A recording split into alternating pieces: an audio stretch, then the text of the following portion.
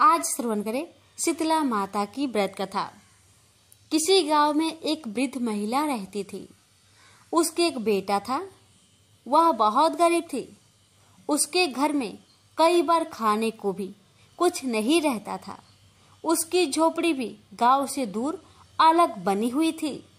वह शीतला माता की भक्त थी तथा शीतला माता का व्रत करती थी। उसके गांव में और कोई भी शीतला माता का पूजा नहीं करता था, लेकिन उस गांव में शीतला माता का मंदिर था। एक दिन उस गांव में किसी कारण से आग लग गई। पूरे गांव में आग लगने के कारण सभी लोग आग से सुलझ जाते हैं। आग लगने से शीतला माता भी जल जाती है। वह जलन और गर्मी से वह परेशान होकर सब घर घर जाती है, पर उनको कहीं भी ठंडक नहीं मिलती, क्योंकि सारा गांव जल रहा होता था।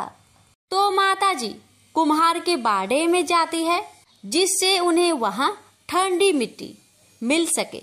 लेकिन कुम्हार ने बर्तन पकाने के लिए मिट्टी को आग पर चढ़ा दिया था, तो उन्हें वहां पर भी खूब जलन होती है। इस तरह सब जगह घूमने के बाद भी उन्हें कहीं भी राहत नहीं मिलती। तो वो गांव से दूर वृद्ध महिला के यहाँ पहुँचती है। वहां पर मिट्टी में लौटकर अपने शरीर की जलन को शांत करती है। इसके बाद थोड़ी देर आराम करने के बाद जब थोड़ी जलन कम हो जाती है, तो वह उस महिला से खाने के लिए खाना मांगती है। और महिला कहती है, मैं बहुत गरीब हूँ, मैंने कुछ भी खाना खाने को नहीं बनाया। इस पर वह बोली कि कुछ भी ठंडा बासी खाना हो तो मुझे दे दो। इस पर महिला को लगता है कि माताजी उसकी हंसी उड़ा रही है।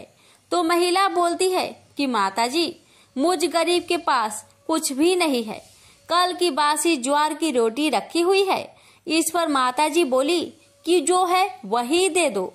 खाने के बाद माता ने दही मांगा, तो इस पर महिला बोली, मेरे पास छाछ है, आप कहो तो ले आऊं।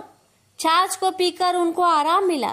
शीतला माता जाते हुए उसको आशीष दिया कि जिस तरह तूने मुझे शांति और आराम दिया, वैसे ही तुझे भी शांति प्राप्त हो। ऐसा कहकर उन्होंने एक लात मारकर उस झोपड़ी को आलीशान महल में बदल दिया। किसी गांव वाले ने राजा से शिकायत कर दी कि पूरा गांव जल गया, लेकिन महिला की झोपड़ी सुंदर महल में बदल गई। उसको लगा कि जरूर महिला ने कोई जादू टोना करके ऐसा किया है। ऐसा सुनकर राजा ने महिला को अपने दरबार में बुलाया और पूछा कि जब सारा गांव जल गया तो तेरी झोपड़ी कैसे बच गई और महल कैसे बन गई, बता तूने क्या किया। तो वो वृद्ध महिला हाथ जोड़कर बोलती कि महाराज, मैंने तो कुछ नहीं किया।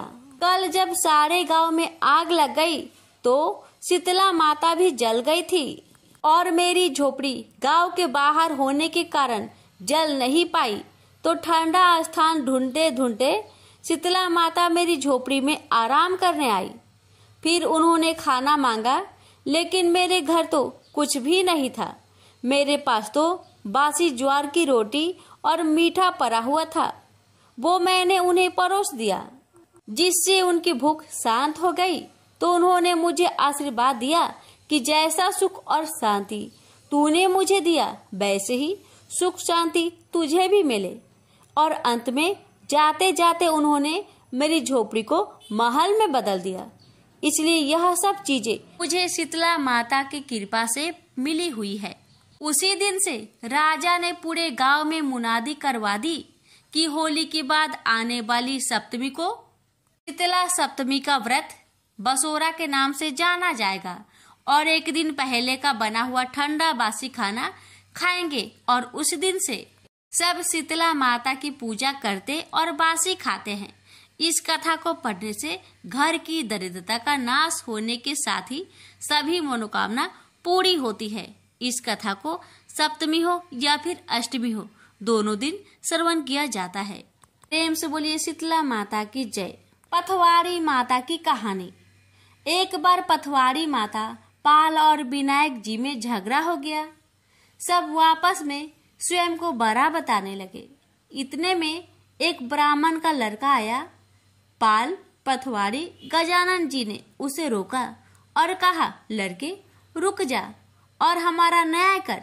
लड़का बोला, मैं कल वापस आऊंगा, तब न्याय करूंगा। घर आकर लड़के ने माँ से कहा, माँ मुझे कल पाल पथवाड़ी माता विनायक जी का न्याय चुकाना है। तो माँ ने कहा, बेटा सबको बड़ा बता देना। दूसरे दिन लड़का वहां गया और बोला, पाल माता आप बड़ी हो, क्योंकि हर व्यक्ति आता है और स्नान ध्यान करके शुद्ध होकर जाता है और आप सबकी रक्षा करती हैं। हे पथवाड़ी माता आप सबसे बड़ी हो, क्योंकि कितने भी तीर्थ धर्म ध्यान कर ले पर आपकी पूजा किए बिना उनका कार्य पूर्ण नहीं होता। आप जीवित को भी तारती हैं और मरने के बाद भी उद्धार करती है। पथवाड़ी माता पथ की धारिणी, इसलिए आप बड़ी हो। अब विनायक जी से लड़का बोला, सबसे पहले शुभ काम में आपको ही मनाया जाता है। आपको ध्याये बिना कोई काम सिद्ध नहीं होता, इसलिए आप बड़े हो। पाल माता पथवाड़ी माता विनायक जी भगवान लड़के की चतुराई से प्रसन्न हो गए और बोले, लड़के तुमने तो हम सबको बड़ा कर दिया, उसको सुखी रहने का आशीर्वाद दिया और जौ के दाने उसके अंगोछे में डाल दिया। लड़का सोचने लगा, ये तो घाटे का सौदा रहा। सारा दिन खराब कर न्याय किया और इतने से जौ मिले। उदास मन से घर आकर अंगोछा एक कोने में डाल दिया। माँ ने अंगोछा उठाया तो उसमें से हीरे मोती बिखर गए। तो माँ बोली, बेटा न्याय करके क्या लाया है?